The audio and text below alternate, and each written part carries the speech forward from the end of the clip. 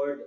Praise the Lord, mga kapatid. Hallelujah. Purihin natin ang Panginoon. Sambahin natin. Hallelujah. Sinasabi, hallelujah, praise God sa aklat ng Psalms. Hallelujah. Oh, clap your hands. Hallelujah. Oh, ye people, and shout the voice of triumph. Hallelujah. Praise God. This is the day that the Lord has made. We will rejoice and be glad in it. Hallelujah. Praise God. Hallelujah. Praise God. Tayo po ay tumayo. Hallelujah. At ating purihin at sambahin ang ating buhay na Diyos. Ang pangalan niya ay Jesu Kristo. Hallelujah. Praise God. Lift your voice. Hallelujah. Unto Jesus. Hallelujah. And worship Him in spirit and in truth. Hallelujah. Praise God. Hallelujah. Hallelujah. Hallelujah. Glory and honor and praise is in the mighty name of Jesus alone. Hallelujah. Praise God. Hallelujah. At bago tayo magsimula ng service, mga kapatid, amen, praise God, tayo po yumuko, tayo manalangin. Hallelujah. Father, in the name of Jesus Christ of Nazareth, we thank you, Panginoon, for your love and for your mercy. Thank you for this day that you gave unto your people today, Panginoon. Hallelujah. I pray, O God, for the outpouring of your Holy Spirit, Panginoon. You must increase and we must decrease, Panginoon. Hallelujah. Gamitin mo lamang kami bilang instrumento mo ngayong araw na to. Itago mo kami sa iyong likuran, Panginoon, sapagkat pag wala ka sa tabi namin, ay wala kami magagawa, Panginoon. Lord, dalangin namin, O God, ang mga kapatiran namin, O God, na nasa online, touch their heart. Dalangin namin, O God, na ma-afflict ang kanilang spirit today, Panginoong Hesus, sa mga kapatiran namin na nanghihina espiritual, Panginoong Hesus. Hallelujah. Set them, O God. Set them free, Panginoon. Hallelujah. Praise God. As the Bible says, the Spirit of the Lord is upon me. Hallelujah. Praise God. To preach, hallelujah, the gospel unto them that are captive. Hallelujah. To them that are, hallelujah, oppressed. To them, hallelujah, praise God, that is vexed by the Spirit. Hallelujah, praise God. To them that are weary. Hallelujah, praise God. In the mighty name of Jesus today, hallelujah, we will break that burden in the mighty name of Jesus. Hallelujah, praise God. For without you, Lord Jesus, we can do nothing, O God. Sumaabing ka, Panginoon, hanggang matapos ang service. In Jesus' mighty name we pray. Amen and amen. Hallelujah, praise God. Hallelujah, Jesus. Tayo umawit, mga kapatid. Hallelujah. Hallelujah. Hindi mahalaga, mga kapatid, kung marami man ang kongregasyon o konti. Hallelujah. Ang mahalaga sa Diyos ay ang bukas na puso. Hallelujah. Sinabi ng Panginoon, hallelujah, praise God, na kapag hinanap natin siya ng buong puso, hallelujah, ay masusumpungan natin ang presensya ng Diyos. Hallelujah, praise God, hallelujah. Sa gitna ng mundo, Hallelujah, Jesus. di ako mag-iisa.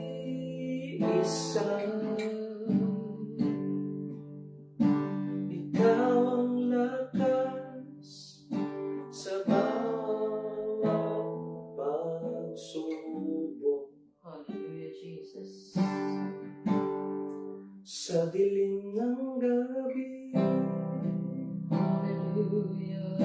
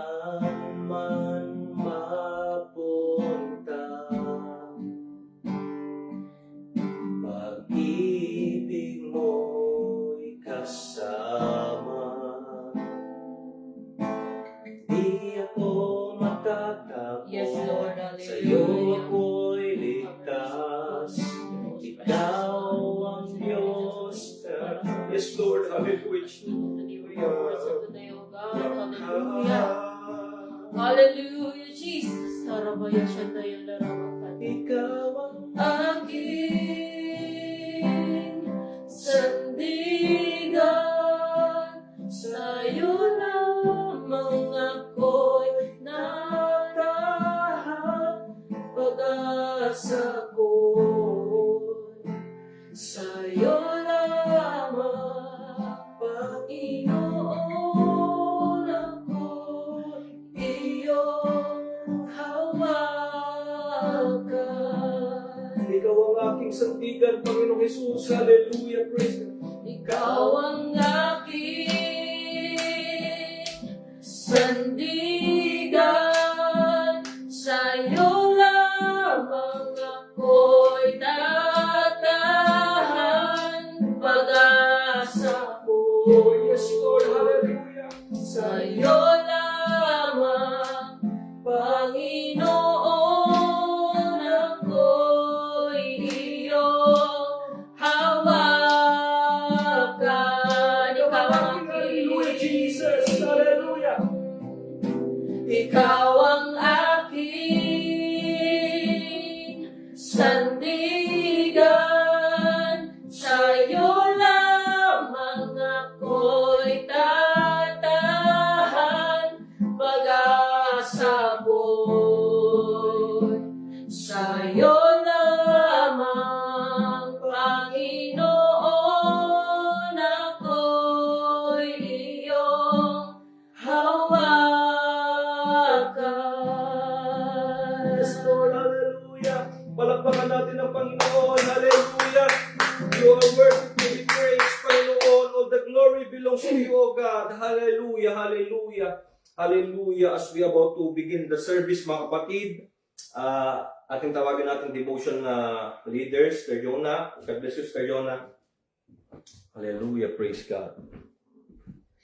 Palakpakan po natin ang Panginoon, mga kapatid. Hallelujah. Hallelujah, Jesus. You are Enjoy worthy to the be praised. presence of Jesus in our midst. Hallelujah. Hallelujah. Blessed be the name of the Lord. Tunay Hallelujah. nga siya ang ating sandigan, mga kapatid, sa bawat problema, bawat success na meron tayo, ang Diyos ang sandigan natin. Hallelujah. Amen. Hallelujah. Let's open our Bible in Galatians chapter 6 verse 2. It says, "Bear ye one another's burdens, and so fulfill the law of Christ." So the title for this morning devotion is "God doesn't remove the weight, He sends people to help." Amen. Amen. Not every prayer is answered by removing the burden. Sometimes, God answers by placing faithful people beside you. Amen. Amen. He may not calm the storm immediately, but He will send strength in the form of a friend, a Amen. family member, a pastor, a mentor, or a brother and sisters in Christ, who will remind you that you are not walking alone. Amen. Many of God's greatest miracles came through people who were willing to help. He designed the body of Christ to carry one another's burdens, encourage the weak, lift up the fallen, and stand together in faith. Amen. Your struggle does not mean God has abandoned you. His presence is often revealed through the hands and hearts of those He sends into your life. Amen. Amen. If you're carrying a heavy load today, don't lose hope. The burden that you're facing is not bigger than the God who walks with you. Amen. He knows every tear, every sleepless night, and every silent prayer, and every battle you fight. At the right time, He will provide the strength, wisdom, and help you need. In Hebrews chapter 4, verse 16, it says, "Let us therefore come boldly unto the throne of grace, that we may obtain mercy and find grace to help in time of need." Amen. And if God has blessed you with strength, be the person He can use to lift someone else's burden. A kind word, a sincere prayer, a helping hand, or simply being present can become God's answer to another's person's cry, like the what Lord Jesus told to Peter in Luke chapter 22, verse 31 to 32. And the Lord said, Simon, Simon, behold, Satan hath desired to have you, that he may sift you as wheat. But I have prayed for thee, that thy faith fail not, and when thou art converted, strengthen thy brethren. Amen. Amen. Remember, God's love is often seen through the people He sends into our lives. Amen. You were never meant to carry every burden alone, because Jesus Christ sends people unto us. And He is our Father who will help us in every circumstances that we have. Amen. Trust God, accept His help, and become His helping hand for someone else. Amen. Amen. Palapakan po natin ang Panginoon. Hallelujah. Hallelujah. Jesus. Hallelujah. Hallelujah. Hallelujah. As we are about to go to our main preaching, let's worship the Lord. Hallelujah, in spirit and in truth. Hallelujah. Kantahin po natin ng malaya ang kantang ito. Hallelujah, para sa Panginoon. Mahal na mahal kita. Hallelujah, Lord Jesus. Mahal na mahal kita, Panginoon. Hallelujah. Mahal na mahal kita, Panginoon. Kailan may di kita ipapapalit, pagkat sa piling mo'y langit. Mahal na mahal kita, Panginoon. Mahal na mahal kita, Panginoon. Mahal na mahal kita, Panginoon. Kailan may di kita ipapapalit, pagkat sa piling mo'y langit. Mahal na mahal kita, Panginoon. Habang buhay, papupurihan ka. Habang buhay, maglilingkod sa'yo. Habang buhay, pag-ibig ko sa'yo'y iaalay. Hallelujah! Mahal na mahal kita, Panginoon. Mahal na mahal kita, Panginoon.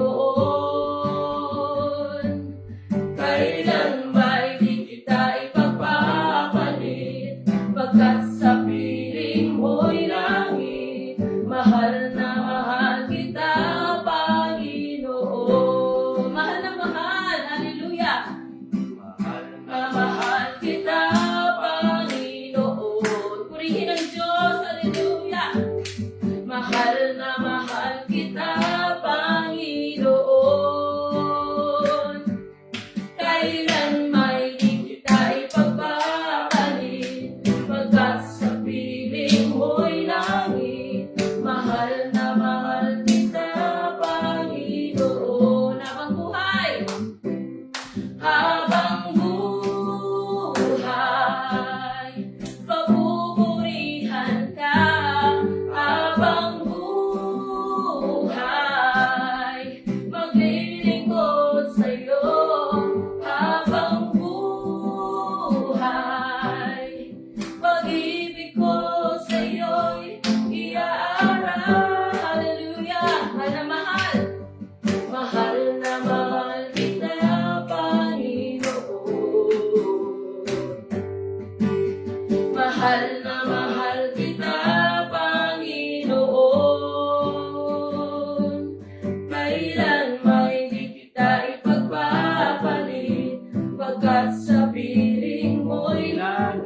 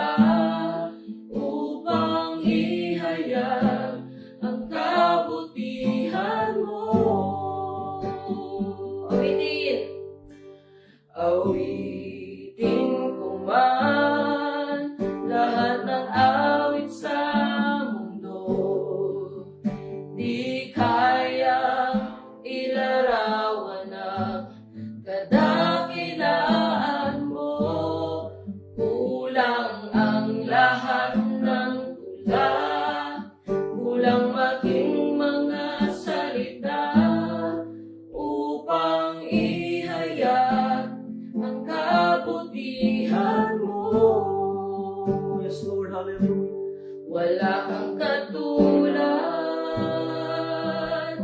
wala nang hihigit sa'yo. Wala kang katulad,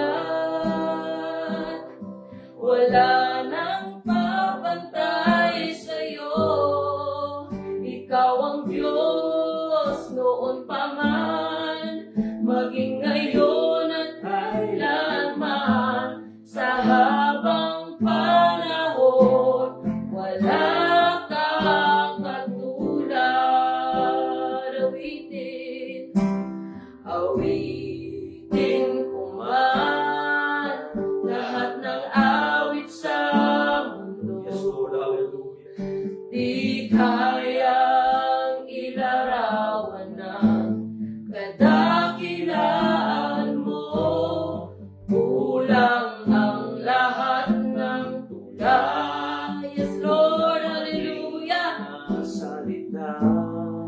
Upang ihayag ang kabutihan mo. Wala kang katulad, wala nang hihigit sa'yo. Wala kang katulad, wala nang papantay sa'yo. Ikaw ang Diyos noon pa man, maging ngayon at kailanman. Sa habang panahon, wala kang katulad. Wala kang katulad, wala nang hihigit sa'yo. Yes, Lord Jesus. Hallelujah, there is none like you, Lord. Hallelujah. Patay sa'yo. Ikaw ang Diyos noon pa man, maging ngayon at kailanman. Sa habang panahon, sa habang panahon, sa habang panahon, sa habang panahon, sa habang panahon, Lord. Hallelujah. Wala kang katulad. Hallelujah, Lord Jesus. Hallelujah. You are worthy to be praised, Hallelujah. Panginoon. Hallelujah. We exalt your Hallelujah. name above every name, O God. Hallelujah. Hallelujah. Hallelujah. Tinatawag ko po si Brother Nathaniel to preach us the word of God. Amen. Hallelujah. Hallelujah. Hallelujah. Hallelujah. So good morning mga kapatid. Amen. Praise the Lord. Hallelujah. Sa mga nanonood online, nakikinig. God bless you all mga kapatid. Amen. Praise God. Hallelujah. Ating purihin mo ang Panginoon. Hallelujah. Karapat-dapat ng sambahin at purihin. Hallelujah. Kung tutuusin, hindi sapat. Hallelujah. Praise God. Ang mga salitang lumalabas sa ating mga bibig upang ibigay ang kapurihan sa Kanya. Hallelujah. Hallelujah. Praise God. Hindi kayang, hindi sapat mga kapatid. Hallelujah. Praise God. Ang pagsabi lang ng hallelujah kay Lord Jesus, pero tinatanggap ito ng ating Diyos, mga kapatid. Hallelujah. Praise God. So without further ado mga kapatid, amen, praise the Lord. Dumako tayo sa salita ng Panginoon. Hallelujah. By the way, good morning Brother Solomon and family. Hallelujah. Praise God sa Pilipinas. Sa mga kapatiran natin. Hallelujah. Sister Rubilin and Brother Mike na nakikinig online, sa mga kapatiran natin na nakikinig online mga kapatid. Amen. Praise the Lord. God bless you all. Tayo pumunta sa salita ng Diyos. 2 Corinthians chapter 11 from verse 3 to 4. 2 Corinthians chapter 11 from verse 3 to 4. But I fear lest by any means, as the serpent beguiled Eve through his subtlety, so your minds should be corrupted from the simplicity that is in Christ. So sabi ni Pablo sa mga taga-Korinto, ako'y nangangamba sa inyo na baka naman na kagaya din ni Eva, amen, praise God. Alam naman natin ang nangyari kay Eva mga kapatid sa Genesis. Hallelujah, nang dayain po ng serpente dahil sa pagiging inosente talaga mga kapatid. Parang walang muang ba mga kapatid. Kulang sa kaalaman. Amen. Praise the Lord. Ito po yung sinasabi ito ni Apostle Paul mga kapatid sa mga Korinto. For if he that cometh preacheth another Jesus, whom we have not preached, or if ye receive another spirit which ye have not received, or another gospel which ye have not accepted, ye might well bear with him. Amen. Praise the Lord. So sabi ni Pablo na nangangamba siya na baka yung itinuturo niyang Jesus according sa Bible mga kapatid, hallelujah, ay may mag-preach ng another Jesus mga kapatid sa mga taga-Korinto at madaya sila dahil kulang sila sa kaalaman pagdating sa Word of God mga kapatid. So ito po ang ating pag-uusapan ngayong araw na to by the help of our Lord Jesus Christ and by the anointings of the Holy Ghost. Amen, praise God. Gusto ko sanang i-share sa inyo ang subject na the true Jesus and His Gospel according to the Bible. So, ang totoong Hesukristo mga kapatid at ang totoong Ebanghelyo ayon sa nakasulat sa Biblia. Kasi mga kapatid, maraming nagpipreach, maraming nangangaral na patungkol kay Lord Jesus at patungkol sa Ebanghelyo. Amen, praise God. Pero pag iniskan mo biblically, hallelujah, yung kanilang itinuturo ay iba po ang Jesus na kanilang pinipreach at iba rin po yung gospel na kanilang pinipreach mga kapatid. Ngayon, pag-uusapan natin, amen, praise God, kung sino ba talaga si Jesus, yung totoong Jesus mga kapatid, hindi yung sinasabi lang ng mga tao, opinion ng ibang tao, kung sino si Jesus, at ang kanyang ebanghelyo, yung katotohanan ng ebanghelyo mga kapatid. Amen, praise the Lord. So, let's pray. Father, in the name of Jesus Christ of Nazareth, hallelujah, we thank you, O God, for this wonderful opportunity that you give unto us, O God, to read your words, hallelujah, reveal unto us, O God, the truth, hallelujah, and I pray, O God, for those who are watching online, touch their heart, open up their understanding, hallelujah, that they might bear, hallelujah, the doctrine according to the word of truth, amen, praise God, in the mighty name of Jesus. Lord, dalayan ko, Panginoon, that your anointings be upon me. Give me a mouth to speak, boldness to preach your word. As I deliver your words, tago mo ko sa iyong likuran, Panginoon. Gamitin mo lamang ako bilang instrumento mo. You must increase and I must decrease, Panginoon. Hallelujah. For without you, Lord Jesus, we can do nothing. I can do nothing, O God. In the mighty name of Jesus. Everybody say in Jesus' name we pray.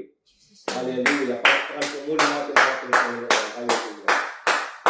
Hallelujah. So, yun nga mga kapatid, people nowadays created their own version of Jesus. Diba? Mapapakinggan naman natin mga kapatid. Pag tinanong mo ang mga tao, ano ba sa iyong palagay kung sino si Lord Jesus? Actually, meron po akong iniwan dyan na tanong, hallelujah, sa ating comment. Ewan kung nakikita niyo mga kapatid, pero ang nakalagay dyan, si Lord Jesus ba ay tao lang? O si Lord Jesus ba ay Diyos? Amen, praise God. So, matatakil natin yan dito mga kapatid. Amen, praise God. So, people nowadays created their own version of Jesus, mga kapatid. Di ba? Kaya nga sabi ko kanina, pag tinanong mo mga tao, sino ba sa tingin mo si Lord Jesus? Marami nagsasabi mga kapatid, si Lord Jesus ay tao lang.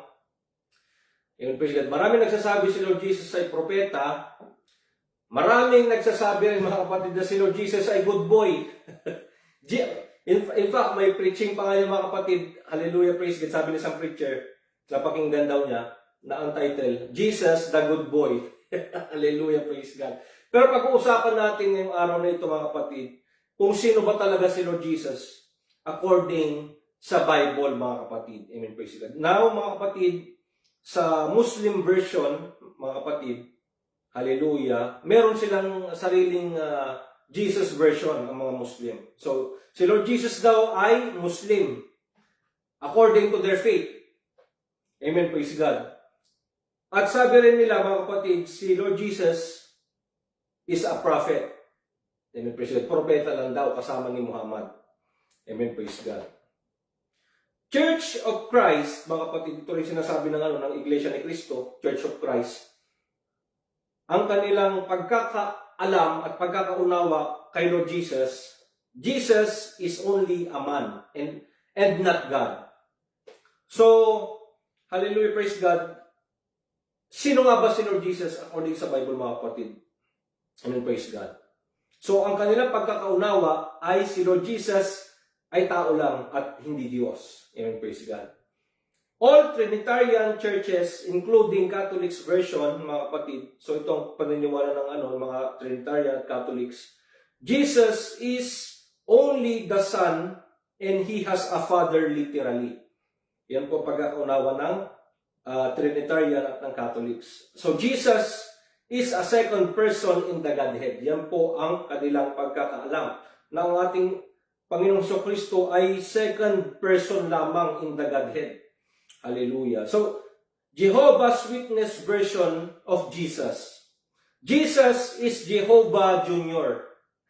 And His Father is Jehovah.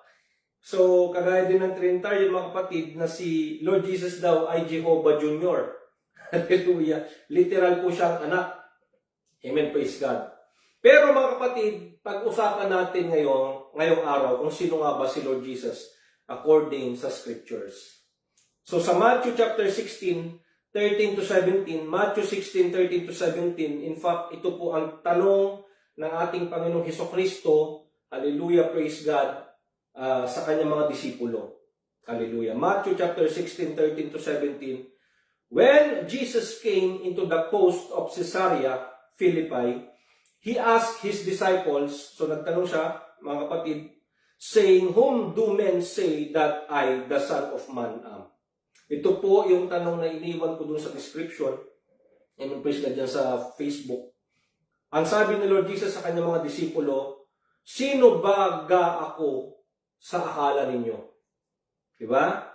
So sinasabi ko sa inyo kanina, maraming opinionated na mga tao, maraming nagsasabi na may sarili silang version patungkol sa ating Panginoong Hesukristo, pero nung tinanong ng ating Panginoong Hesukristo ang kanyang mga disipulo, maski ang kanyang mga disipulo, mga kapatid, hindi rin nila alam, hallelujah, kung sino si Lord Jesus, maliban lang sa isang disipulo niya.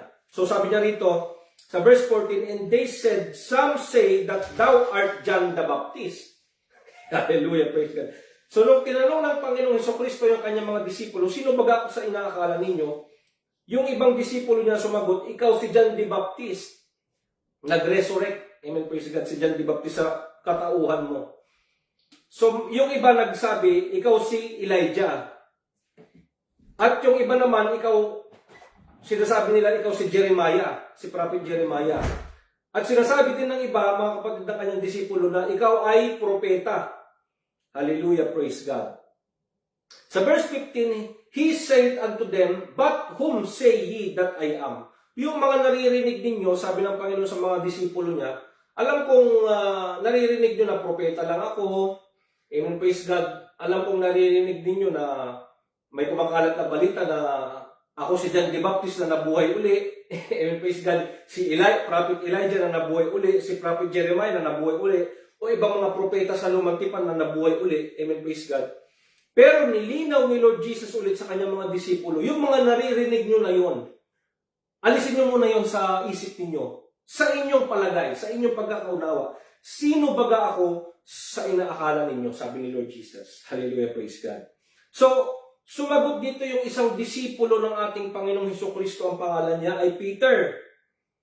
Sa verse 16, and Simon Peter answered and said, thou art the Christ, the Son of the living God. Amen, praise God. So, mga kapatid, si Pedro, mga kapatid, sa lahat ng kanyang mga kasamang disipulo, ang binigyan ng malalim na pagkaunawa patungkol sa spiritual na bagay at lalo na patungkol kung sino talaga si Lord Jesus, inireveal kay Pedro, mga kapatid. Sa verse 17, and Jesus answered and said unto him, blessed art thou, Simon Bar-Jonah. Mapalad ka, isa kang pinagpala, Simon Bar-Jonah. Bakit? For flesh and blood hath not revealed it unto thee. So yung, amen, praise God, hindi ito nireveal sa iyo sa pamamagitan ng iyong sariling unawa o sinabi man lang sa ito ng ibang mga tao, pero nireveal sa iyo ang bagay na ito ng ating amang nasa langit, sabi ni Lord Jesus. Amen, praise God. Hallelujah. So, si Pedro, mga kapatid, malalim ang kanyang pagkaunawa kung sino si Lord Jesus. Parang siya lang ang nakaunawa sa dinami-dami ng mga disipulo. Siya po ang binigyan ng Diyos ng wisdom, ng malalim na understanding kung sino si Lord Jesus, mga kapatid. Amen, praise God. Now, let's talk about what the other disciple think who Jesus is. Other disciples of Lord Jesus said, some said he is John the Baptist, mga kapatid. Some said he is Elijah. Others said he is Jeremiah or one of the prophets. But Lord Jesus asked them again a question in verse 15 saying, but whom ye say that I am? Sino ako sa inaakala ninyo? And Peter said to Jesus in verse 16 saying, thou art the Christ, the Son of the living God. Amen, praise God. Now, let's talk about what is the real meaning of thou art the Christ, the Son of the living God. So, pag tinanong mong iba't ibang uri ng mga sekta, religion, opinion ng ibang tao, napaka-literal ng kanilang understanding patungkol, mga kapatid, sa Son of the living God na sinabi ni Pedro sa ating Panginoong Jesucristo. Pero tandaan natin, mga kapatid, yung Son dito, capital letter S-O-N. Hindi to kagaya sa ating mga tao na small letter S-O-N, na Son talaga na literal. So, ang tinutukoy ditong Son of God, mga kapatid, ay ang Diyos nagkatawang tao. Yun po ang ibig sabihin dito ng Son of the living God. Pag may nabasa kayong Son of God, Son of the living God, Son of Man, amen, praise God, tumutukoy ito, mga kapatid, sa Diyos na nagkatawang tao. Amen, praise God. Now, the word Son here, capital letter S in Son, is not speak about Jesus is the literal Son of God. Hindi siya literal na anak siya ng Diyos, tapos meron talaga siyang tatay. Ito po ang ating pag-uusapan. But it talks about the manifestation of God the Father in the flesh through Jesus Christ, as the Bible says in 1 Timothy chapter 3 verse 16. 1 Timothy chapter 3 verse 16, and without controversy, great is the mystery of godliness. Kasi sa mga religion, mga kapatid, hallelujah, ang Godhead ay controversy. Pero nilinaw, amen, praise God, ni Timothy sa 1 Timothy 3:16, and without controversy, pag hindi na kasi maipaliwanag, mga kapatid, ng mga Trinitarian, mga kapatid, o mga tao, mga kapatid, ang Godhead, hallelujah, tatakbo sila sa verse na ito na sinasabi nila, amen, praise God, na misteryo ang Godhead. Pero nilinaw ni Timothy sa 1 Timothy 3:16, and without controversy, great is the mystery of godliness. Hallelujah. God was manifest in the flesh, justified in the spirit, seen of angels, preached unto the Gentiles, believed on in the world, received up into glory. So, sino yung Diyos na yun? Na nagkatawang tao. Amen, praise God. Siya po si Jesus Christ, mga kapatid. And also supporting verse, mga kapatid, John chapter 1:1-3, sabi niya rito, ito po isang matinding supporting verse, na ang Diyos ay nagkatawang tao. In the beginning was the Word, and the Word was with God, and the Word was God. The same was in the beginning with God. All things were made by Him, and without Him was not anything made that was made.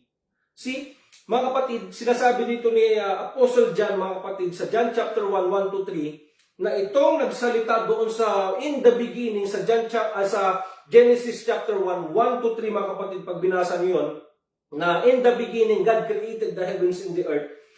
Amen, praise God.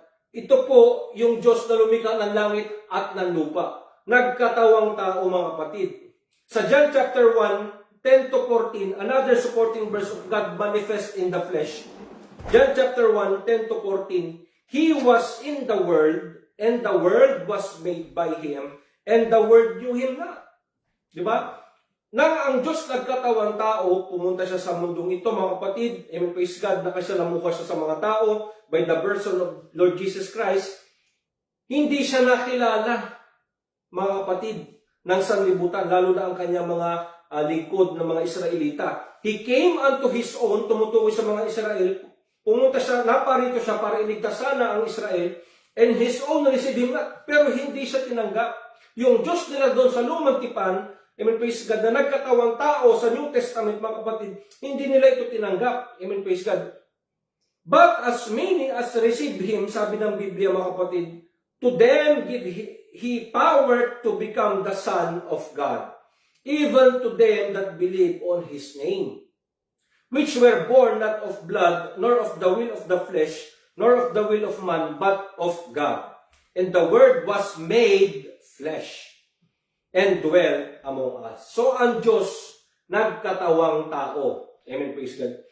Now, how manifestation of God the Father in the flesh that we need to understand? Paano natin maiintindihan na ang Diyos nagkatawang tao? Paano ba natin maiintindihan yun? Yung God manifested in the flesh. So number one, mga kapatid, God the Father is a spirit or Holy Spirit. Tandaan natin, mga kapatid, ang nature ng God the Father, yung lumikha ng langit at ng lupa, siya po ay Holy Spirit. Siya po ay Spirit, mga kapatid. According to John chapter 4:24, God is a spirit, and they that worship Him must worship Him in spirit and in truth. Pag sinabing spirit, mga kapatid, ito po ang definition ng spirit. If God is a spirit, it means God the Father don't have a physical body like us as human. Amen. Ang Diyos walang katawan na kagaya natin. Amen, praise God. He doesn't have any form. Wala man lang siyang shape or form. It cannot touch, hindi siya nahahawakan. It cannot see, hindi nakikita. Yan po ang definition ng spirit. Immutable or never changes. Hindi nagbabago, mga kapatid. 100% divine in nature and 100% fully God. Yan po ang description ng Holy Spirit or Spirit of God, mga kapatid. God the Father has many attributes, mga kapatid. I will not elaborate all, but I will discuss to you His important attributes of God the Father. I-discuss lang natin yung mga importanteng attributes ng Diyos, mga kapatid.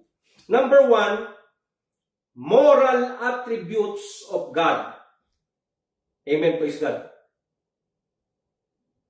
Moral attributes of God, such as God is love. Diba? Pag sabi moral, mga kapatid, tumutukoy ito sa good character ng Diyos. Moral attributes of God, such as God is love. Ito po yung moral attributes ng Diyos. God is love. According sa John 3:16, for God so loved the world that He gave His only begotten Son, that whosoever believed in Him should not perish but have eternal life. Ano pa? God is faithful. Psalms 100 verse 5. God is good. God is a good God. Psalms 34 verse 8. God is merciful. Psalms 103 verse 8. God is holy. 1 Peter chapter 1 verse 15. God is a just God. Psalms 89 verse 14. God is a jealous God. Deuteronomy chapter 5 verse 9. Yan po ang moral attributes ng Diyos, mga kapatid. At pangalawa, mga kapatid, na dapat nating malaman sa attributes ng Panginoon, pinaka-importante, the major sovereign attributes of God, such as omniscient, omnipotent, omnipresence. Yan po yung pinaka-major attributes ng Diyos, mga kapatid. Pag sinabi nating omniscient, unlimited wisdom, knowledge, and excellency, and understanding of God. So ito po yung major sovereign attributes ng Diyos, mga kapatid. He is omniscient. Isaiah 40 verse 28, hast thou not known, hast thou not heard, that the everlasting God, the Lord, the creator of the ends of the earth, fainteth not, neither is weary? There is no searching of His understanding. So, mga kapatid, ang Diyos omniscient. Alam niya lahat ng bagay, mga kapatid, di ba? Kaya nga, amen, praise God, sabi ng Biblia na alam ng Diyos yung number ng ating mga buhok. Kahit yung pinakamaliit na cell sa katawan natin, alam niya ng Diyos, mga kapatid. Kasi nga, ginawa niya tayo. Hallelujah. Amen, praise God. So, unlimited wisdom, knowledge, and excellency, and understanding of God. Isaiah 40 verse 28, hast thou not known, hast thou not heard, that the everlasting God, the Lord, the creator of the ends of the earth, fainteth not, neither is weary. There is no searching of his understanding. You cannot search the understanding of God, my brothers and sisters. Amen. Hallelujah. You will be overwhelmed to his wisdom, my brothers and sisters. That's why God knew all men. Amen. God knows exactly who we are, where we came from, my brothers and sisters. He knew everyone in this world because He created everything. That's the major sovereign attributes of God. Amen, praise God. Number two, omnipotent. So we discussed about omniscient and now omnipotent. So God is an omnipotent God. It means overall power, majesty, royalty, authority, and supreme being of God. Amen, praise God. 1 Timothy chapter 6:15. Which in his times he shall show who is the blessed and only potentate. When we talk about potentate here in 1 Timothy chapter 6 verse 15, it means God doesn't need the help of everyone because He is powerful and sovereign being, my brothers and sisters. The King of Kings and the Lord of Lords. So this is the major attributes of God. Amen, praise God. He is omnipotent. Over all power, over all majesty, over all royalty, over all authority, over all supreme being, my brothers and sisters. That's why He cannot be imitated.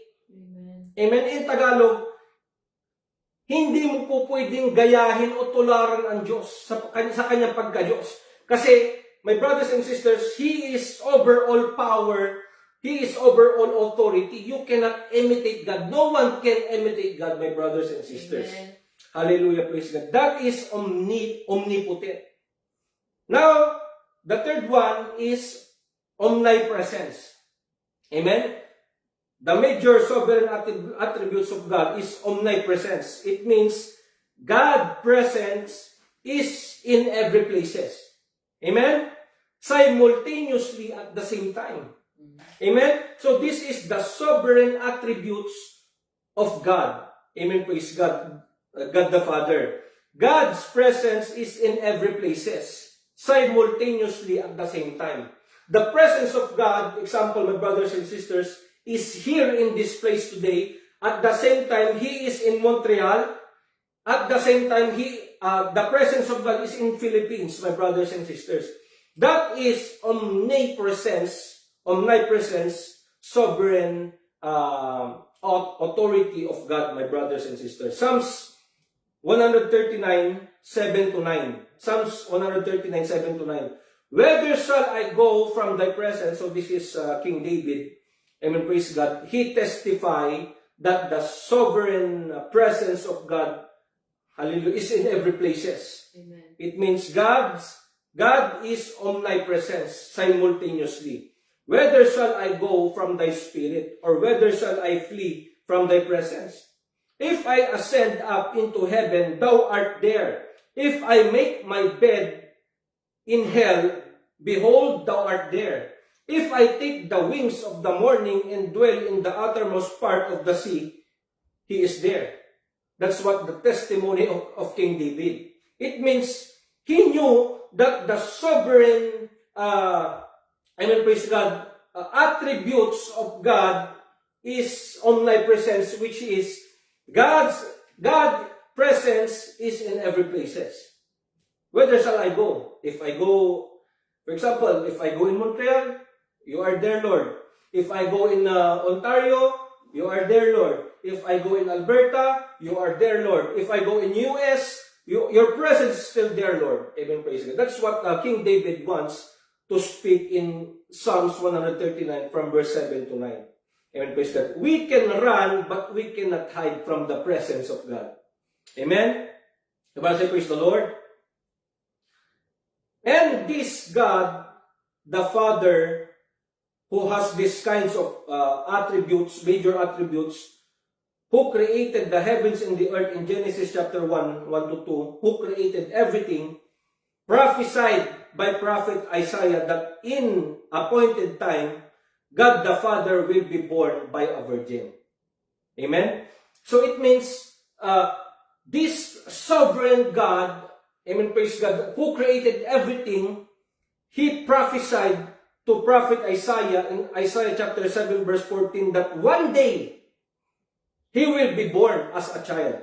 Therefore, Isaiah chapter 7 verse 14, therefore, the Lord Himself shall give you a sign, behold, a virgin shall conceive and bear a son, and shall call his name Emmanuel, which means, Emmanuel means God with us.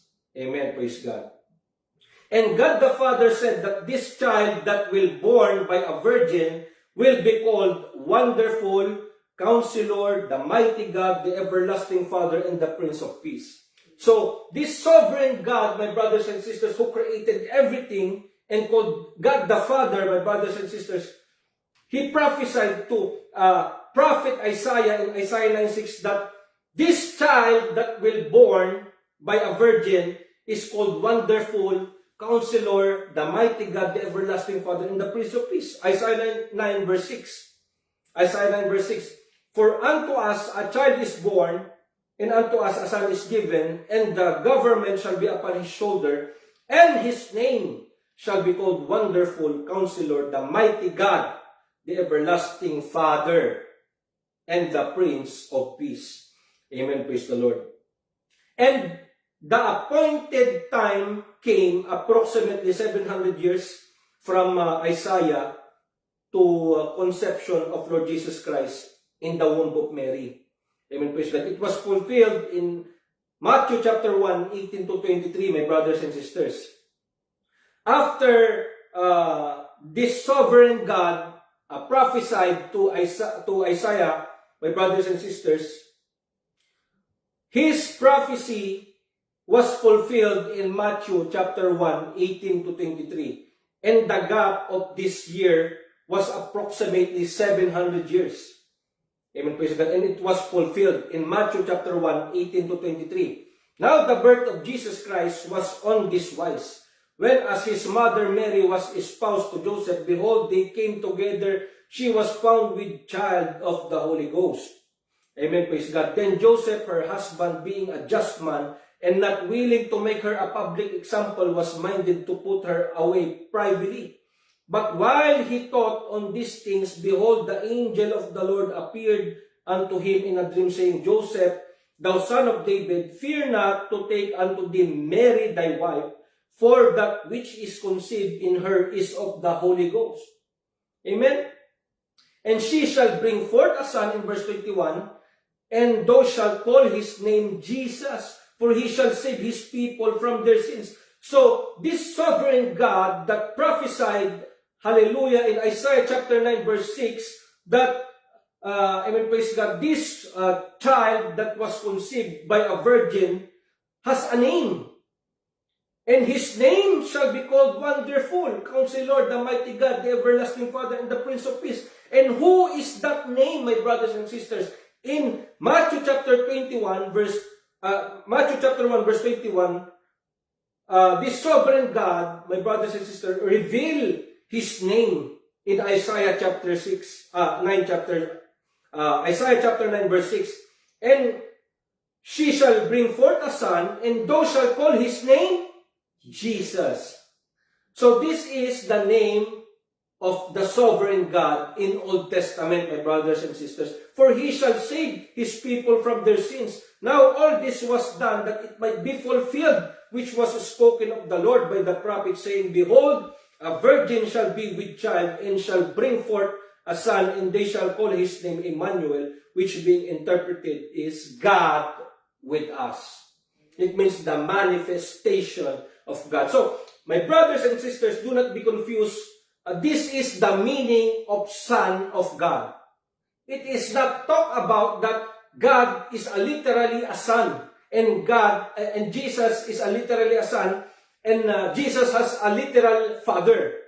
Amen. But it is stated here that He was, amen, praise God, manifested in the flesh. My brothers and sisters. So that's number one. Number two, God the Father needs a physical body like human being for some reasons. So, why God the Father, the sovereign God who made the heavens and the earth in the Old Testament, amen, praise God, needs to be manifested in the flesh. Amen? So, these are the reasons, my brothers and sisters. Number one, God the Father needs a physical body to be His personal and permanent image, so that the people can see Him face to face with physical appearance and can touch Him personally. Amen? Because, let's go back once again in John chapter 4, verse 24. God is a spirit. It doesn't have physical form. It doesn't have physical body. You cannot see God. You cannot touch God. But that's why God created His physical body so that it is His permanent body, or this is His permanent image. And the sonship of Jesus Christ was start in the conception in the womb of Mary. It is not true, my brothers and sisters, that the sonship was started in the Old Testament. It is not, hallelujah, it's not biblical. Because the sonship of Jesus start in the womb of Mary. Amen? Hallelujah, praise God. That's why in Luke chapter 24, 36 to 40, and as they thus spake, Jesus himself stood in the midst of them and said unto them, Peace be unto you. But they were terrified and affrighted and supposed that they had seen a spirit. And he said unto them, Why are ye troubled, and why do thoughts arise in your heart? Behold my hands and my feet, that it is I myself. Handle me and see, for a spirit hath not flesh and bones, as ye see have me have. And when he had thus spoken, he showed them his hands and his feet. So this is the Lord Jesus resurrected from the dead and show his appearance unto his disciples, my brothers and sisters. So, my brothers and sisters, the physical body of Lord Jesus, which is the Christ, is his permanent image. That's the number one reason why God created his physical form or physical body. Amen, praise God. Number two reason why God manifested in the flesh. God made a physical body to provide a blood as an offering for the sins of the world. Amen? Because, my brothers and sisters, let's go back again in John chapter 4, verse 24. God is a spirit. He doesn't have physical form. He doesn't have blood. Amen, praise God. So, how can a sinful people like us, amen, praise the Lord, can be redeemed by God if he doesn't have a blood? So that's why God entered into the womb of Mary, robed himself in the flesh, and was born as a child, and he was be a sacrificial lamb for the burnt offering of sins of the world. 1 Peter chapter 1, 18 to 19, the Bible says, For as much as ye know that ye were not redeemed with corruptible things as silver and gold from your vain conversation received by tradition from your fathers, but with the precious blood of Christ as of a lamb without blemish and without spot. So this is the second reason why God manifested in the flesh, so that he can provide a sacrificial body, a blood, as a burnt offering for our sin. Because in the Old Testament, my brothers and sisters, hallelujah, praise God, if a person will commit sin, hallelujah, praise God, it needs to have a sacrifice like bull or sheep or any kinds of animals with blood, so that when they offer it unto God in tabernacle, my brothers and sisters, hallelujah, that blood of that animal will cover their sin. Amen. Only cover.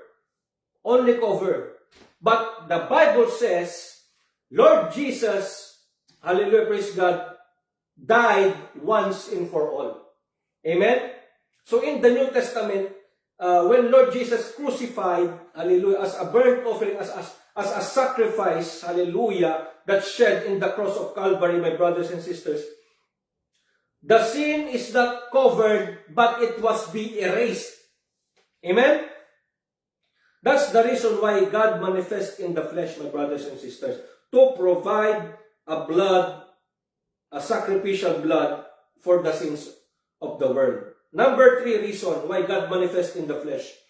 He made a physical body to reach out for humanity by preaching the gospel of the kingdom of God to them that are lost, to them that are captive, to them that are sick, and to them that are oppressed. Amen? How can God preach the gospel if He don't manifest in the flesh? So God used this opportunity, my brothers and sisters, and become the first example, hallelujah, praise God, to preach the gospel. Luke chapter 19 verse 10, for the Son of Man is come to seek and to save that which was lost. Amen? It means when God the Father manifests in the flesh, the sovereign God in Old Testament who created the heavens and the earth, He has another nature and it is called human nature. Amen? So when God the Father, manifested in the flesh, He has another nature. Amen?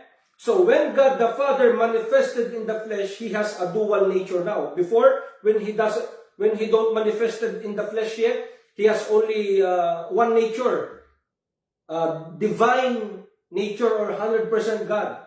Amen? But when God manifested in the flesh, my brothers and sisters, He has two nature now. Amen, praise God. 100% fully man, a human nature, which is the Christ, my brothers and sisters. Now, let's differentiate, let's speak about Jesus' human nature. So, when God manifested in the form of flesh, by the body of Lord Jesus Christ, amen, praise God, Jesus' human nature, number 1, but in His human nature, He is weary and fell asleep. Now, when God manifests in the flesh, before, when He is God, God is not tired.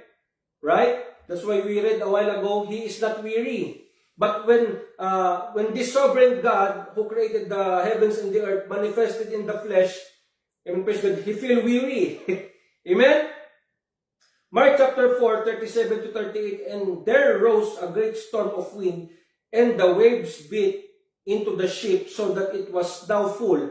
And He was in the hinder part of the ship, asleep on a pillow. And they awake Him and say unto Him, Master, carest thou not that we perish? So, as in His human nature, in Lord Jesus' human nature, He feel tired and weary and asleep. Amen? Number 2, in His human nature, He is hungered. So, this is the humanity of Jesus.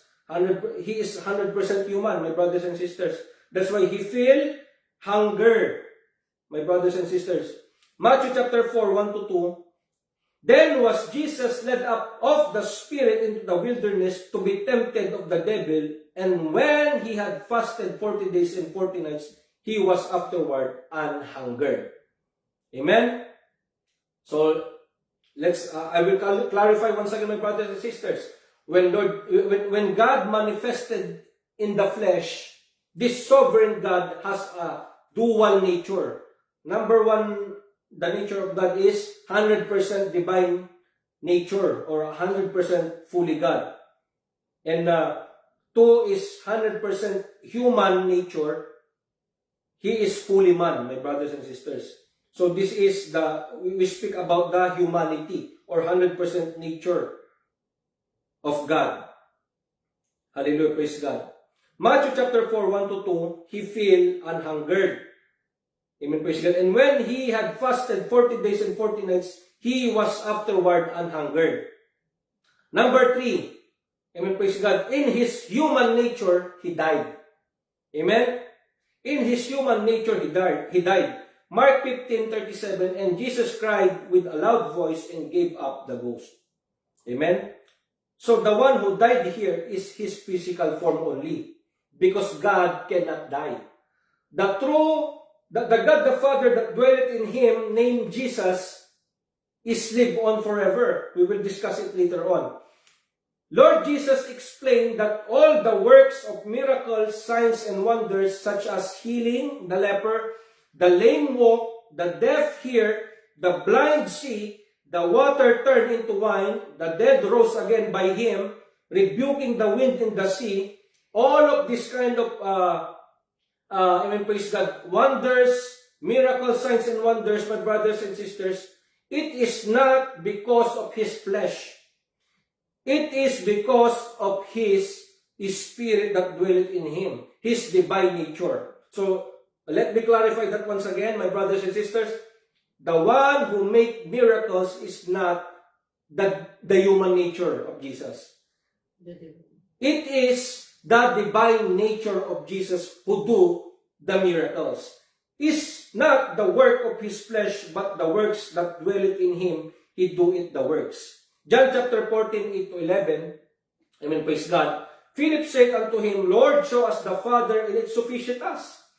Jesus said unto him, Have I been so long time with you, and yet hast thou not known me, Philip?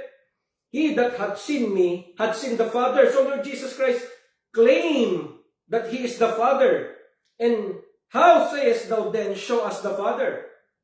Believest thou not that I am in the Father, and the Father in me? The words that I speak unto you, I speak not of myself, but the Father dwelleth in me, he doeth the works. So it is more clearer, my brothers and sisters, that the one who make miracles, signs, and wonders is not his humanity, praise God, but his divinity. Because Lord Jesus has a dual nature, 100% human and 100% fully God, my brothers and sisters. Now, Lord Jesus' human nature cannot do any miracle, signs, and wonders, but his divine nature has a power to do it. Amen? So that's the human nature of Lord Jesus Christ. Now, let's talk about Jesus' divine nature. Lord Jesus' divine nature, when we speak about Jesus' divine nature, he has also a 100% fully God, my brothers and sisters. Hallelujah, praise God. Because some denomination, praise God, as we speak a while ago, some said that Lord Jesus is only a man. It's true that he is man, but we need to understand, my brothers and sisters, that Lord Jesus also another nature, which is divine nature. 100% that he is also 100% God. Now, the question there that I leave in the comment, that is Lord Jesus is a man or is a God? So the answer, my brothers and sisters, that the quick answer for that is Lord Jesus is 100% man and 100% God. Amen. Praise the Lord. According to the scriptures that we read. Now let's talk about the divine nature of Lord Jesus Christ, my brothers and sisters. Number one, in his divine nature, he is all-knowing. See? So in the Old Testament, we read a while ago that this God the Father in the Old Testament, he is omniscient. But Lord Jesus, claiming himself that he is also omniscient. No one can do that but God alone. It means God, this God in the Old Testament who is omniscient is no other than Jesus, right? That's why in Matthew chapter 26, 33 to 34, amen, praise God, Peter answered and said unto him, Thou all men shall be offended because of thee, yet will I never be offended. Jesus said unto him, Verily I say unto thee, that this night before the cock crow, thou shalt deny me thrice. So, the word omniscient here, it means Jesus knows everything. His knowledge, wisdom, and understanding is infinite. Amen? That's why when Peter said to the Lord, Lord, I will not deny you. Everyone can offend you, but not me. I will be stand in your side no matter what. But Lord Jesus said in Matthew chapter 26, 33 to 34, Peter answered and said unto him, though all men shall be offended because of thee, yet will I never be offended. Lord Jesus told to Peter, Jesus said unto him, verily I say unto thee, that this night, before the cock crow, thou shalt deny me thrice. It means, Lord Jesus know exactly what Peter will gonna do. Amen, praise God. Hallelujah. So, supporting verse of that Lord Jesus, all knew men. Hunter. Amen? So, the sovereign power of God, the sovereign attributes of God, Lord Jesus claimed it. That He has sovereign attributes of God. Supporting verse, John chapter 2, 24 to 25. But Jesus did not commit Himself unto them, but He knew all men. See? This is the sovereign attributes of God, that God knew all men. And Lord Jesus, in this verse, claimed that He knew all men. Amen? And needed not that any should testify of man, for He knew that was in man. See? My brothers and sisters, no one can do that but God alone. Lord Jesus claimed that He knew all men. No one can know every man in this world except by God. But Lord Jesus claimed it that in John chapter 2, verse 24, but Jesus did not commit Himself unto them because He knew all men. Hallelujah. Hallelujah. Praise God. So, that is the number one in His divine nature. He is omniscient, my brothers and sisters. Number two, in His divine nature, in the divine nature of Lord Jesus Christ, He is omnipotent. Amen? He is omnipotent, my brothers and sisters. It means supreme being, all powerful, all sufficient, and all authority is in Him. To our Lord Jesus Christ. Mark chapter 4, 37 to 41, and there arose a great storm of wind, and the waves beat into the ship, so that it was now full, and he was in the hinder part of the ship, asleep on a pillow. And they awake him and say unto him, Master, carest thou not that we perish? So, in this verse, my brothers and sisters, Mark chapter 4, verse 38, we can read this clearly. In his human nature, he's sleeping. Right? But in verse 39, and he arose and rebuked the wind. In his divine nature, my brothers and sisters, Lord Jesus rebuked the wind. Amen, praise God. And said unto the sea, Peace be still, and the wind ceased, and there was a great calm. Hallelujah. No one can do this kind of miracle signs and wonders except in divine nature of Lord Jesus Christ. That's why all authority and power was given to Him in heaven and in earth. Amen? Matthew 28 verse 18, this is what Lord Jesus speak about to His disciple. And Jesus came and spake unto them, saying, All power is given unto me in heaven and earth. Amen? No one can do this kind of power and authority except for God. Right? But Lord Jesus claimed that all the power and authority in heaven and earth was given unto Him, my brothers and sisters. The Bible said that God did not give His glory to another. Right? Because God cannot be imitate His power, authority, and sovereignty according to the book of Isaiah 42 verse 8. Isaiah 42 verse 8. Listen what the Bible says. I am the Lord, that is my name, and my glory will I not give to another, neither my praise to graven images. Amen, praise God. I will not give my sovereignty. I will not give my power and authority to other people. But because I am the only one true God. That's what Lord Jesus, that's what God said to Isaiah. But listen what Lord Jesus said in Matthew 28 verse 18.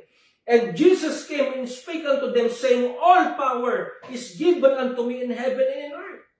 He's claiming also that, all the authority, power, and sovereignty is in Him. Amen? No one can do that except God alone. And there's more, my brothers and sisters. Not only authority, power, and majesty and sovereignty that he claims, the Bible also claims that Jesus created everything. Amen? This is what the Bible says.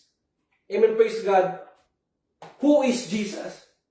Amen? Because some denominations said that Jesus is only a man. He cannot do anything.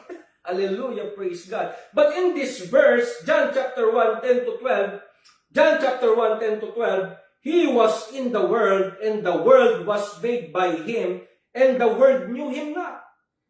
See, he was in the world, and the world was made by him. By whom? By Jesus Christ. And the world knew him not. He came unto his own, and his own received him not. But as many as received him, to them give he power to become the sons of God, even to them that believe on his name. Amen. Hallelujah. Let's clap our hands up to the Lord. Thank you, Lord Jesus. That's number 2. Number 3, in his divine nature, in the divine nature of Lord Jesus Christ, he is omnipresence. Amen? Amen. Hallelujah. No one can do that but God. But Lord Jesus claimed that he is also omnipresence. He is everywhere at the same time, simultaneously. John chapter 1, 47 to 51. John chapter 1, 47 to 51. Jesus saw Nathanael coming to him, and said of him, Behold, an Israelite indeed, in whom is no guile. Nathanael saith unto him, Whence knowest thou me? Jesus answered and said unto him, Before that Philip called thee, when thou hast under the fig tree, I saw thee. Nathanael answered and said unto him, Rabbi, thou art the Son of God, thou art the King of Israel. Because of what happened, of the encounter of Nathanael to our Lord Jesus Christ, hallelujah, praise God, he acknowledged Lord Jesus Christ. Take note in verse 49, Son of God. He understood that the Son of God here is not literal Son of God, but God manifested in the flesh. Because no one can do that except God alone. That's why, amen, praise God. That's why Nathanael, when he encountered Lord Jesus, and Lord Jesus told to him that before Philip came to you, I saw you in fig tree. No one can do that. How can you advance your presence? Hallelujah, praise God. No one can do that except for God. That's why Nathanael answered in 49, in verse 49, John chapter 1, verse 49, Nathanael answered and said unto him, Rabbi, thou art the Son of God. The Son of God here, meaning God manifested in the flesh. Thou art the King of Israel. Jesus answered and said unto him, Because I said unto thee, I saw thee under the fig tree, believest thou? Thou shalt see greater things than this. Amen? Hallelujah, hallelujah. Now, God is in every places simultaneously. We discussed this a while ago. And Lord Jesus claimed that He is in every places simultaneously at the same time, and He was seen by many people. Amen? 1 Corinthians chapter 15, 3 to 8, my brothers and sisters. 1 Corinthians chapter 15, verse 3 to 8. For I deliver unto you first of all that which I also received, how that Christ died for our sins, according to the Scriptures, and that He was buried, and that He rose again the third day, according to the Scriptures, and that He was seen of Cephas. Then of the 12, after that He was seen of above 500 brethren at once, of whom the greater part remain unto this present, but some are fallen asleep. So, Apostle Paul tried to explain in Corinthians, amen, praise God, the omnipresence nature, or the divine nature of Lord Jesus Christ. Amen, praise God. He is also omnipresence. His presence is also in everywhere. That's why here in verse 5, my brothers and sisters, to verse 6, amen, praise God, and that He was seen of Cephas, then of 12, after that He was seen of above 500 brethren at once. At the same time, those people who sin, amen, praise God, Lord Jesus, amen, praise God, simultaneously at the same time in every places, my brothers and sisters.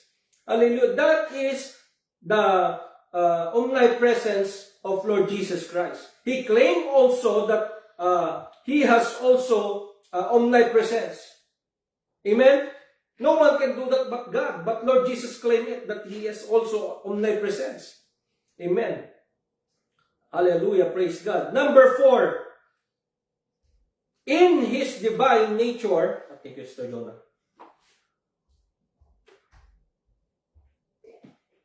Hallelujah. Hallelujah. In His divine nature, His Spirit never died and lives on forever. So in the divine nature of Lord Jesus Christ, His Spirit never died and lives on forever. Revelation chapter 1, 17 to 18. Revelation chapter 1, 17 to 18. And when I saw Him, I fell at His feet as dead. And He laid His right hand upon him, saying unto me, Fear not, I am the first and I am the last. This is Lord Jesus Christ. Talk about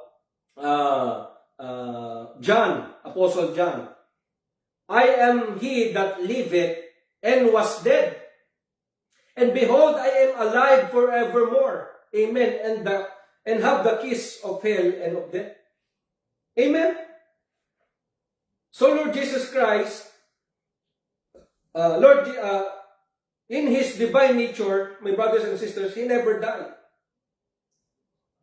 The one that dies is His physical form. But the true Spirit that dwelleth in Him, named Jesus, never died and lives on forever. Hallelujah. Hallelujah. Praise God. That's why all of this was claimed by Lord Jesus Christ. He trying to say in John chapter 10, 30 to 33, He tried to explain it, hallelujah, to His people, the Israel people, my brothers and sisters. He tried to explain it that I am your only one true God in the Old Testament. I became flesh. Amen, praise God. That's why he stated here in John chapter 10, 30 to 33, I and my Father are one. Amen? The one that you call Father in the Old Testament, the one that speak to Abraham, to Moses, to Jacob, I am that person. Lord Jesus said. But listen what the Jewish people told, hallelujah, to Lord Jesus in verse 31. Then the Jews took up stones again to stone Him. Jesus answered them, Many good works have I showed you from my Father. For which of those works do you stone me? Why you stone me? I show you great signs, wonders, and miracles, so that you will, it will testify to you that I am your God in the Old Testament. But in verse 33, listen what the Jewish people said. The Jews answered Him, saying, For a good work we stone thee not. Yes, Lord. Yes, Jesus.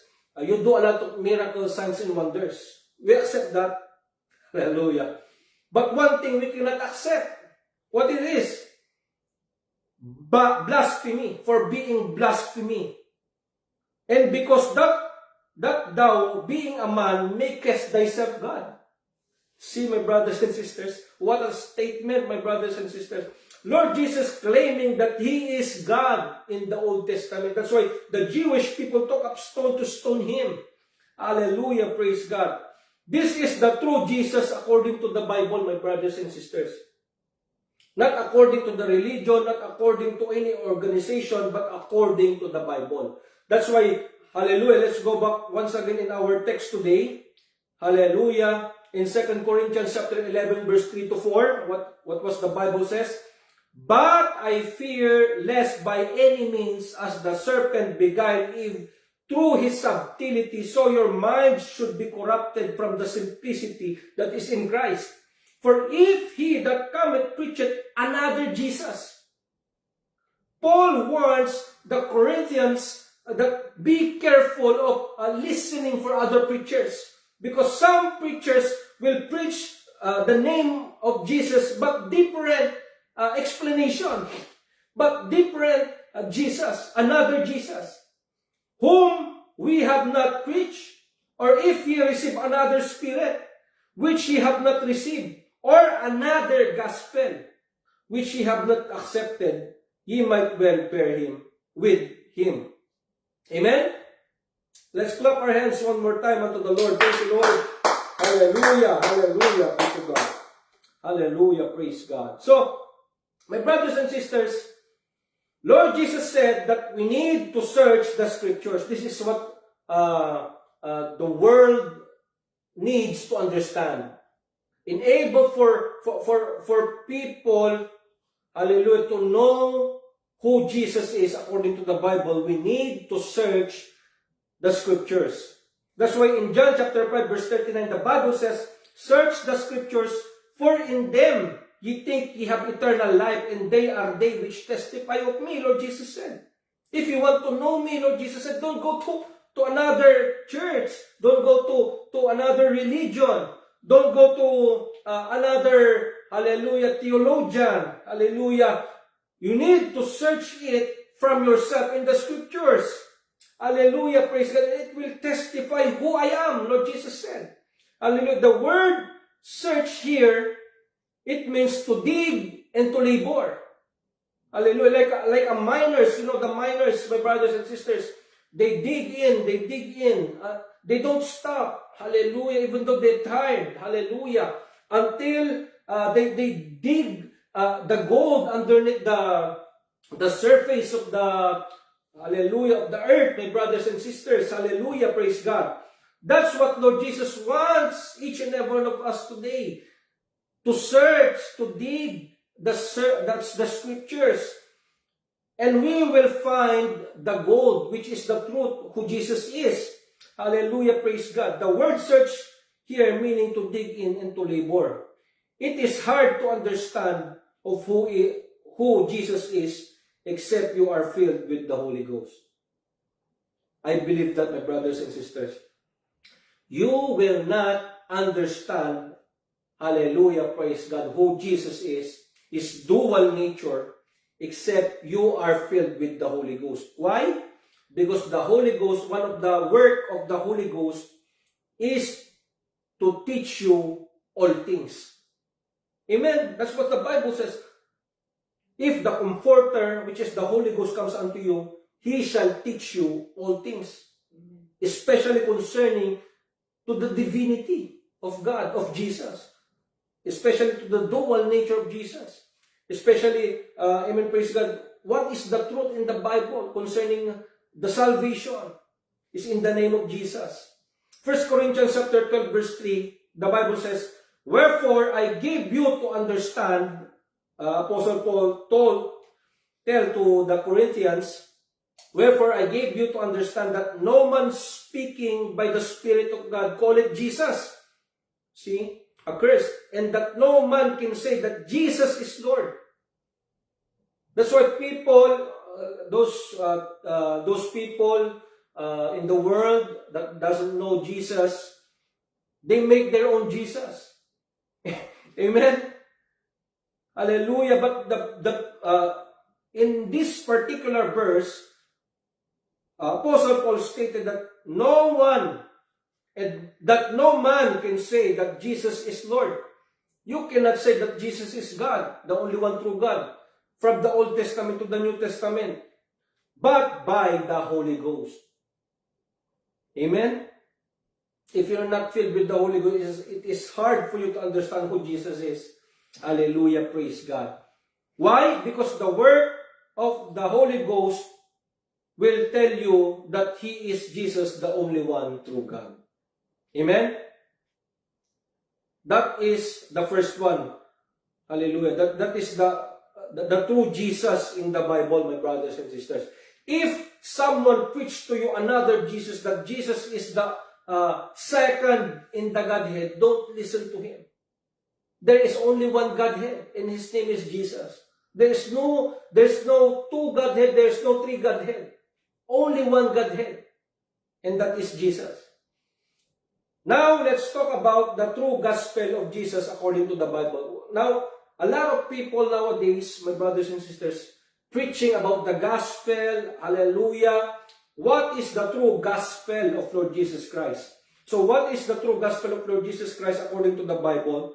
1 Corinthians chapter 15, 1 to 4. Moreover, brethren, I declare unto you the gospel which I preach unto you. This is Apostle Paul. So you need to be very careful. The Bible, it tell it to the Corinthian church. Moreover, brethren, I declare unto you the gospel which I preach unto you, which also ye have received and where ye stand. This gospel that I preach unto you, it came from Lord Jesus Christ and it came from the 12 disciples. Stand this true gospel. Don't sell it. If someone preach to you another gospel, don't receive it. Apostle Paul tell to the Corinthian church in verse 2, by which also ye are saved, if ye keep in memory that I preach unto you, unless ye have believed in vain. For I deliver unto you first of all that which I also received, how that Christ died. So this is the gospel of Lord Jesus Christ. Christ died for our sins according to the scriptures, and that he was buried, and that he rose again the third day according to the scriptures. So that is the true gospel of Lord Jesus Christ. Amen? So death, burial, and resurrection. Lord Jesus died from our sin according to the scriptures. He was buried, and the third day he rose again. That is the true gospel of Lord Jesus Christ. If someone told you, that's not the true gospel of Lord Jesus Christ, go back to these scriptures, my brothers and sisters, in 1 Corinthians chapter 15, 1 to 4. Amen. This is the true gospel of Lord Jesus according to the scriptures. And Apostle Paul said to the Corinthians that his gospel that he preached to them, they need to stand for it. Why? Because many preachers preach different gospel nowadays. The Bible said that the God of this world blinded the mind of people so that they will not see the light of the gospel, who is the image of God. Right? Now, people nowadays don't know, my brothers and sisters, what is the true gospel of Lord Jesus Christ. They just believe only without the works. 2 Corinthians chapter 4, verse 4. In whom the God of this world hath blinded the minds of them which believe not, lest the light of the glorious gospel of Christ, who is the image of God, should shine unto them. Hallelujah, praise God. That is the work of the devil, my brothers and sisters. The devil don't want you, hallelujah, praise God, and maybe this teaching that I'm teaching you right now try to hinder you so that you will not understand who truly Jesus is according to the Bible, and what is the true gospel according to the Bible. And also Paul warned us that if someone preach to us a different gospel that he is preaching, let that person be accursed. Amen? Don't receive them. Apostle Paul said, even if it is an angel will come down to heaven and preach another version of gospel, let him be accursed. Don't accept him. If you see an angel flying around, praise God, and preach to you, hallelujah, praise God, that's what Apostle Paul said, don't receive that angel. He might try to deceive you. Galatians chapter 1, verse 6 to 9, I marvel that ye are so soon removed from him that calleth you into the grace of Christ unto another gospel. So there is another gospel. Be careful, my brothers and sisters. Which is not another, but there be some that trouble you and would pervert the gospel of Christ. But thou we, or an angel from heaven, preach any other gospel unto you than that which we have preached unto you, let him be accursed. As we said before, so say I now again, if any man preach any other gospel unto you than that ye have received, let him be accursed. Don't accept it. Apostle Paul told to the Galatian church, don't accept it. Hallelujah. We need to obey the gospel of Lord Jesus Christ and apply it in our lives. So don't just say, if you hear this message today, my brothers and sisters, this gospel, don't just only receive it from your ears. Oh, I believe in that gospel that you're preaching.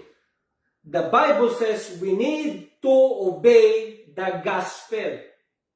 Not just have believed on the gospel, but to obey the gospel. How can we apply the true and biblical gospel of Lord Jesus Christ in our lives?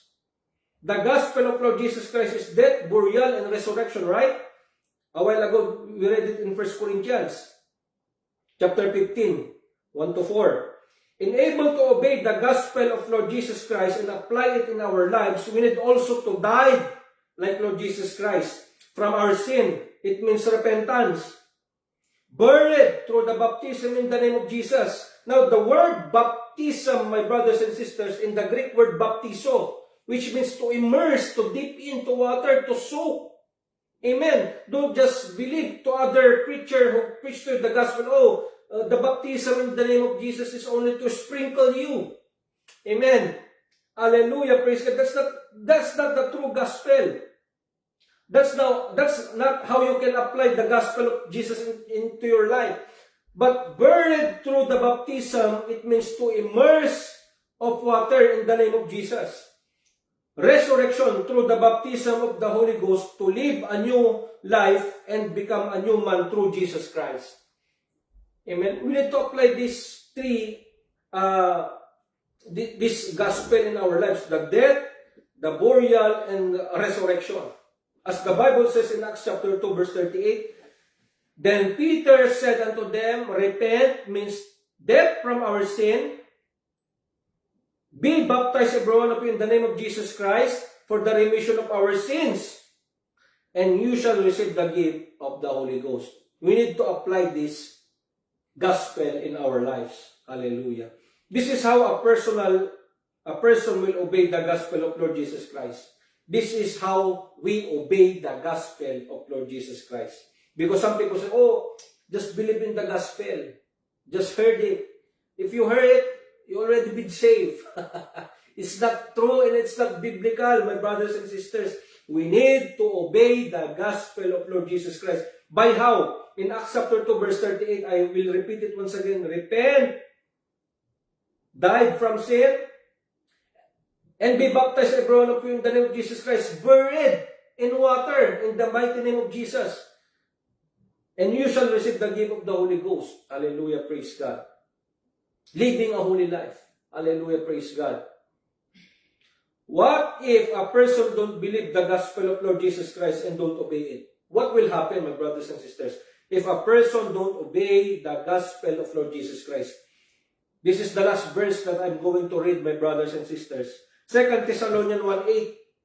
We need to hear this clearly today, my brothers and sisters, so that you will know how the gospel of Lord Jesus Christ is important in our lives, because it leads us in salvation through the mighty name of Jesus. 2 Thessalonians chapter 1, verse 8. In flaming fire, taking vengeance on them that know not God and that obey not the gospel of our Lord Jesus Christ. See how statement this was?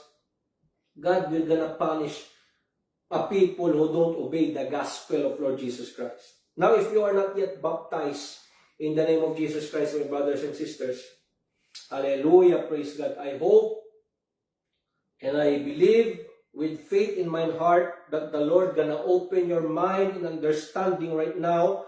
Hallelujah, in the mighty name of Jesus, to obey the gospel of Lord Jesus Christ today, which is the death, the burial, and resurrection, and apply it into our life by death from our sin, which means repentance, water baptism in the mighty name of Jesus, which means burial, hallelujah, in water in the name of Jesus Christ, and receive the gift of the Holy Ghost, which is the resurrection power of Jesus in our lives. Hallelujah. Hallelujah. Praise God. So this is the true Jesus and His true gospel in the Bible.